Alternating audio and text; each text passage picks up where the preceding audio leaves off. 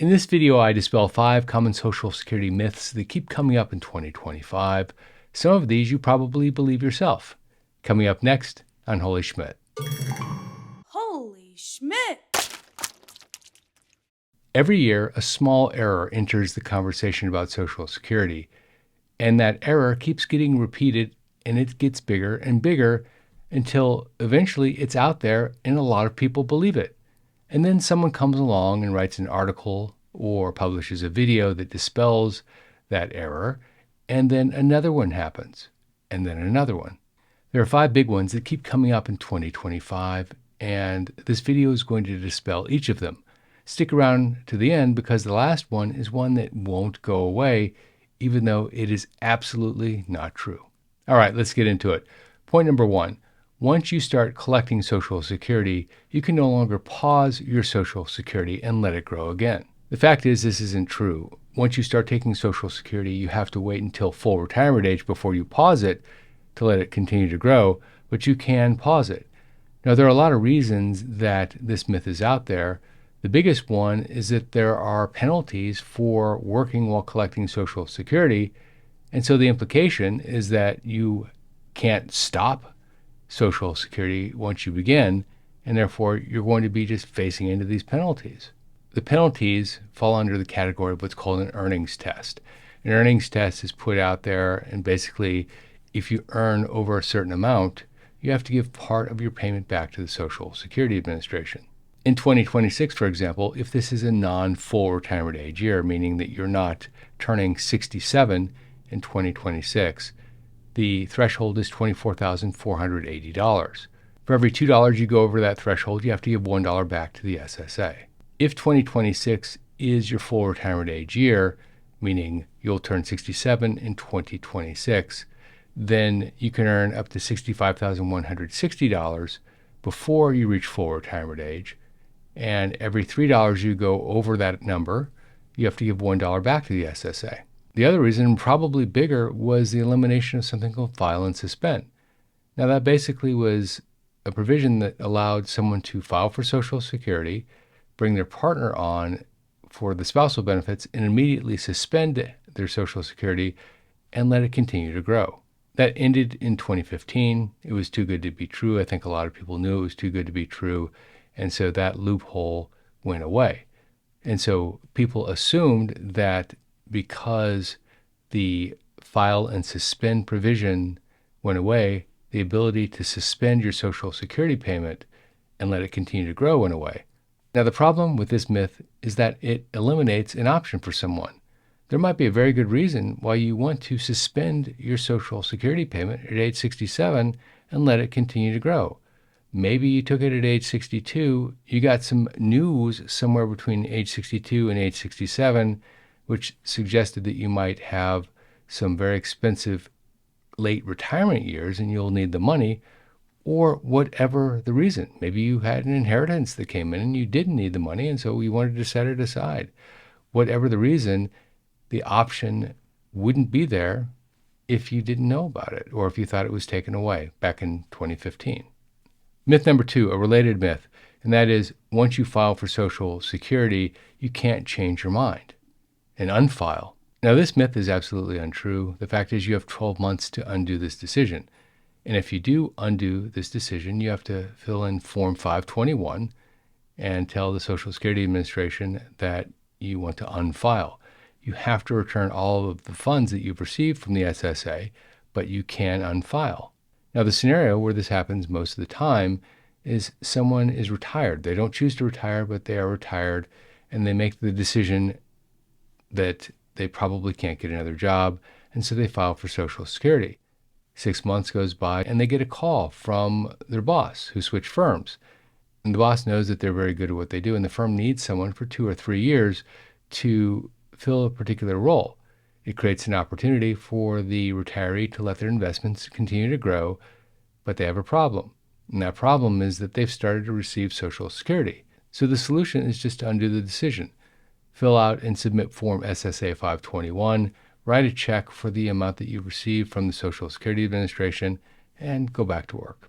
Gang, we are in the middle of the Medicare annual enrollment period that runs between now and December 7th.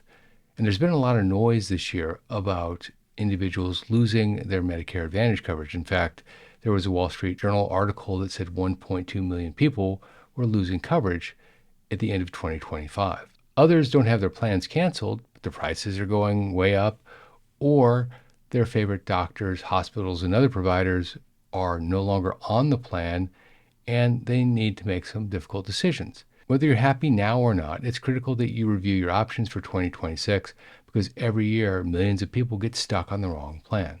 If you want to talk to somebody about Medicare, we recommend that you talk to our trusted partner, Chapter. Chapter looks at all plans nationwide. The review takes about 20 minutes, and they're totally free to you. If you're on the right plan, they'll tell you, and if not, they'll help you switch. And importantly, they save their clients an average of $1,100 per year. So if this is of interest to you, give them a call at 440-703-1224 to see if they can help. Myth number 3, the government is cutting Social Security benefits in 2026. Is there any truth to this? Well, there are a lot of headlines out there about the government cutting costs, but Social Security isn't one of those costs. In fact, the rules around Social Security are very clear and they're enacted by law. So why do so many people believe this if it's not true? Well, the answer is that they're bombarded with a lot of misinformation. I recently released a video on the cost of living adjustment, 2.8%. And I said in that video that you could make a story out of anything, and people do. 2.8%, you could create a story around that saying that the government is closed right now. Maybe they got the calculation wrong. You could make an entire story around that. Or there's some sort of political agenda around 2.8%. It should be higher, it should be lower. Or the consumer price index is rigged, and therefore 2.8% is not accurate because the base, CPI, isn't accurate. You could take a lot of different directions with this, but the fact is none of that is true. Add to that, there are literally dozens of legitimate government focus groups that compare ideas, publish ideas all of the time. They're very transparent about what they're thinking, but they're just publishing an idea basically so that there are no surprises. And just to put this into context, there might be 1,000 ideas that are out there, one of which makes it into a bill that's presented to Congress. And 3 to 4% of those bills actually are enacted into a law. And by the way, with Social Security, we're nowhere near that right now. But what happens if someone acts on this information? Well, they make a bad decision based on wrong information. They're making a long-term decision based on information that isn't true. Speaking of Social Security and the information around Social Security, I just released the 2026 Social Security Quick Guide. It's one page, it's easy to use, and it's my free gift to you. If you'd like a free copy, go to holyschmidt.com/quick guide, and it will be emailed to you instantly. You'll also be put on our list, and you'll get tips, tricks, and other information emailed to you once or twice a week. Myth number 4, the size of the spousal benefit depends on when the primary insured files for his or her own Social Security. That's not true. The actual truth is the size of the spousal benefit depends on when the spouse files for their Social Security. So why do people get this confused? Because they get this one confused a lot. Well, they've been told that the spousal benefit can be up to half of the primary insured's Social Security payment at full retirement age. And they hear the words up to half, and they think that means that it could be less if the primary insured files early. But when the primary insured actually files doesn't matter. The spouse gets up to 50% of the primary insured's payment at full retirement age. But there are 2 provisions here. The first is that in order for the spouse to claim the spousal benefit, the primary insured has to file first.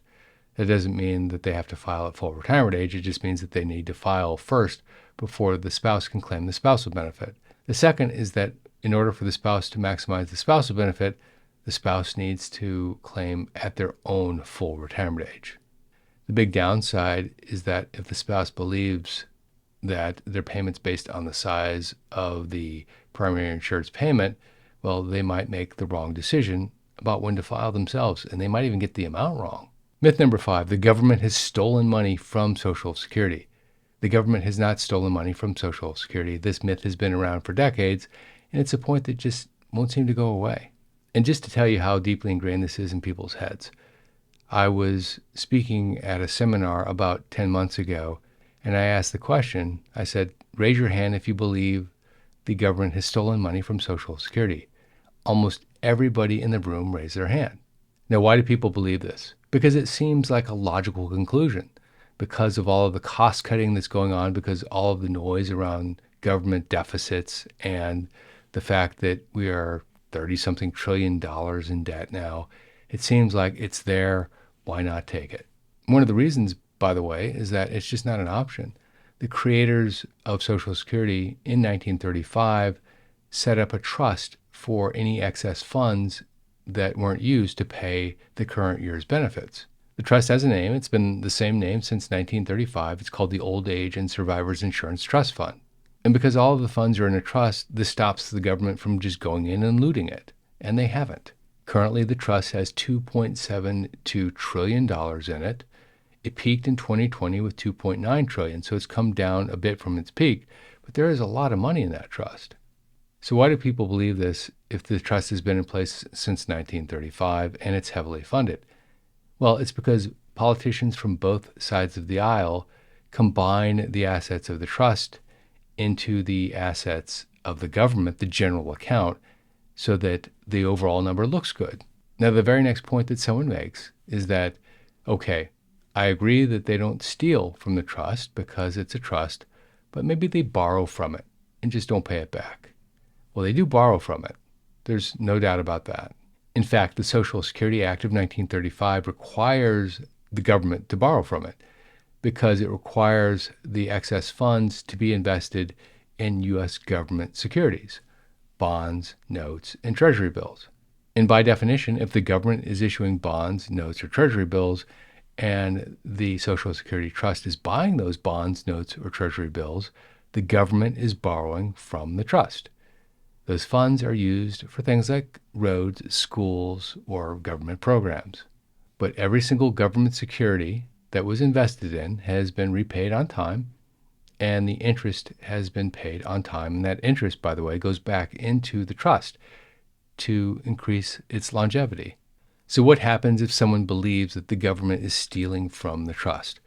Well, they're going to make really bad decisions, because if they think that they're going to get while the getting's good, so to speak, then they're not going to fully understand that they're making a very short-term decision for something that isn't really happening. And by the way, this is the biggest myth of them all, and it's important that you understand it.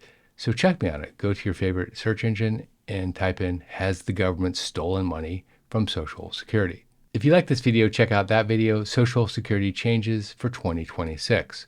Also, if you have questions about Medicare, don't forget to give our partner or chapter a call, 440-703-1224. This is Jeff Schmidt, and I will see you in that video right there.